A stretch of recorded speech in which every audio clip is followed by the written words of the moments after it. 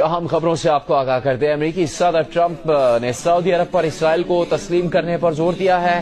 انہوں نے کہا ہے کہ سعودی عرب کا اسرائیل کو تسلیم کرنا ان کی عزت افزائی ہوگی۔ ان کی خواہش کہ چاہے سارے عرب ملک اسرائیل کو تسلیم کر لیں، پاکستان کبھی نہ کرے، اس لیے کہ پاکستان اسرائیل کے توڑ کے طور پر وجود میں آیا ہے۔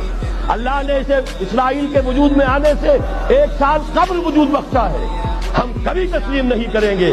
اصل میں تو جنگ ہمیں کرنی ہے، مقابلہ ہمیں کرنا ہے۔ وہاں تک تو ہماری فوجیں جائیں گی، حضرت مسیح کے ساتھ ہو کر لڑیں گی، حضرت مہدی کی مدد کریں گی۔ یہ سارا کا سارا رول تو اللہ نے ہمارے لیے رکھا ہے۔ لہذا کسی صورت عرب کر لیں، مجبور ہو چکے ہیں، بے بس ہو چکے ہیں۔